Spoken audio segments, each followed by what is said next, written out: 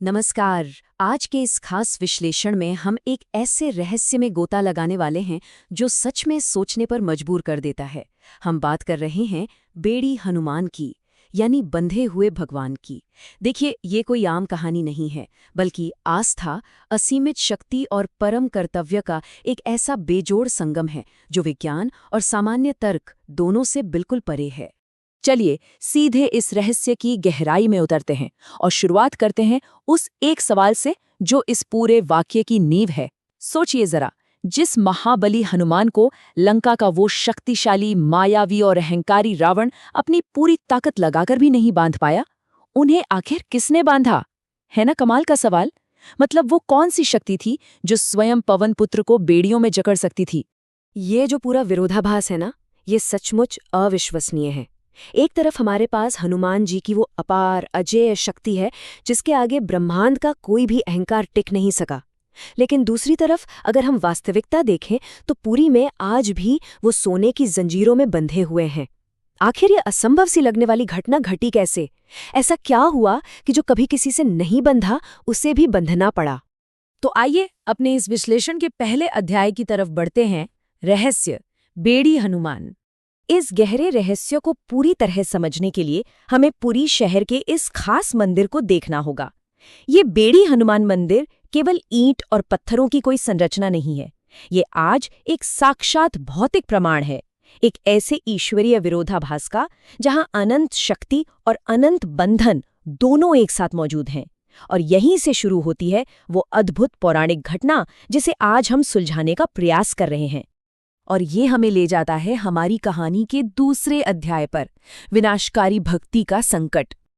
अब देखिए, इस पूरी घटना में जो सबसे दिलचस्प बात है ना, वो ये है कि यहाँ कोई भयानक असुर या राक्षस नहीं था। बिल्कुल नहीं। इस महासंकट की जड़ कोई शत्रुता नहीं थी, बल्कि समुद्रदेव की अपनी बेकाबू भक्ति थी। जी हाँ, समुद्रदेव कोई आम शक्ति तो थे नहीं, लेकिन उनके अंदर एक अत्यंत तीव्र, कह सकते हैं एक व्याकुल कर देने वाली इच्छा थी कि उन्हें किसी भी कीमत पर भगवान जगन्नाथ के चरण छूने हैं। ये एक ऐसी प्रचंड भक्ति थी जिसने सारी प्राकृतिक सीमाओं को ही तोड़कर रख दिया था। और इस व्याकुलता का नतीजा बहुत ही भयानक। समुद्रदेव अपनी भक्ति में इतने ज्यादा लीन हो गए कि उन्होंने अपनी विशाल और विनाशकारी लहरों से पूरी शहर पर बार बार प्रहार करना शुरू कर दिया। आप बस कल्पना कीजिए, पूरा का पूरा शहर तहस नहस हो रहा था, बार बार जलमग्न हो रहा था। समुद्रदेव के लिए अपने आराध्य से जुड़ना इतना अहम हो गया था कि उन्होंने एक पल के लिए भी नहीं सोचा कि इस पूरे प्रोसेस में शहर का तो अस्तित्व ही खत्म हो जाएगा। स्थिति बिल्कुल आउट ऑफ कंट्रोल हो चुकी थी। तो अब आते हैं तीसरे अध्याय पर, रक्षक और राम भजन। अब जाहिर है इस महाविनाश को रोकने के लिए एक त्वरित समाधान की जरूरत थी। तब भगवान जगन्नाथ ने पुरी को बचाने के लिए एक मास्टर स्ट्रोक खेला। उन्होंने महाबली हनुमान जी को सीधे समुद्र तट पर मुख्य रक्षक के रूप में तैनात कर दिया। और बिल्कुल जैसा सोचा गया था, हनुमान जी के वहां खड़े होते ही चमत्कार हो गया। समुद्र की वो जो विशाल लहरें थी वो वहीं की वहीं रुक गईं। शहर के लोगों ने चैन की सांस ली कि चलो अब सब सुरक्षित है। सब कुछ बिल्कुल परफेक्ट चल रहा था, लहरें शांत थीं। लेकिन यहां एक बहुत ही अनपेक्षित ट्विस्ट आने वाला था। दरअसल भगवान जगन्नाथ एक बहुत ही अहम बात भूल गए थे, और वो थी स्वयं हनुमान जी की अपनी परम भक्ति, राम भजनों और कीर्तन के प्रति उनका वो असीम प्रेम। और सच मानिए, भक्ति के इसी सर्वोपरि स्वरूप ने जाने अनजाने में इस अभेद्य रक्षा प्रणाली को कमजोर कर दिया। और ये पूरी सिचुएशन बहुत ही शानदार ढंग से दर्शाती है कि कैसे एक अंतहीन और हताश करने वाला चक्र शुरू हो गया। देखिए, होता क्या था। समुद्रपुरी में घुसने की कोशिश करता, हनुमान जी वहां रक्षक बनकर खड़े होते, लेकिन तभी शहर में कहीं राम भजन गूंजने लगता। अब हनुमान जी अपनी भक्ति में इतने मग्न हो जाते कि वो अपना पहरा छोड़कर सीधा भजन सुनने पहुंच जाते, और उनके जाते ही समुद्र को फिर से तबाही मचाने का मौका मिल जाता। मतलब रक्षक तैनात, भजन शुरू, रक्षक गायब और फिर तबाही। ये एक ऐसा लूप था जिसने पूरे शहर को लाचार कर दिया था। और यही वो मोड़ है जहां हम अपने चौथे अध्याय पर आते हैं, भगवान जगन्नाथ का निर्णय। अब तक ये बिल्कुल साफ हो चुका था कि ये एक ऐसा चक्रव्यूह है जिसे कोई आम शक्ति नहीं तोड़ सकती। सारे उपाय फेल हो चुके थे। इस विनाशकारी लूप को हमेशा के लिए रोकने के लिए भगवान जगन्नाथ को खुद अपने मंदिर के गर्भगृह से बाहर निकलकर स्वयं उस समुद्र तट पर आना पड़ा।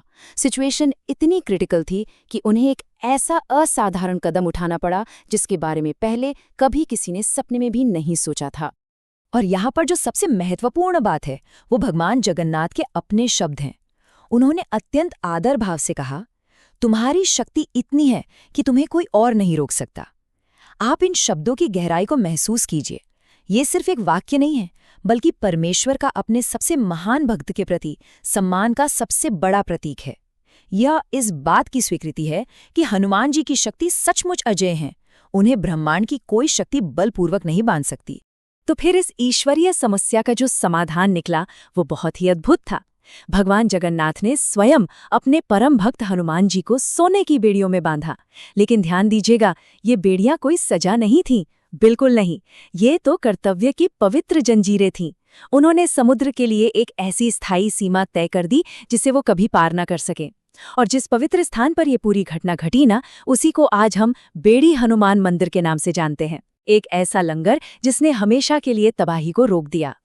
इस पूरे विश्लेषण के अंत में एक बहुत ही गहरा और विचारणीय सवाल हमारे मन में रह जाता है। क्या इस ब्रह्मांड की सबसे मजबूत जंजीरें वास्तव में किसी धातु या सोने की बनी होती हैं? या फिर क्या वे पूरी तरह से हमारे कर्तव्य और हमारी भक्ति की उन अदृश्य लेकिन अटूट भावनाओं से गढ़ी जाती हैं? बेड़ी हनुमान का ये रहस्य सिर्फ एक पुरानी कथा नहीं है, बल्कि ये हमें सच्चे कर्तव्य और निस्वार्थ भक्ति की असीम शक्ति को समझने का एक शानदार नजरिया देता है।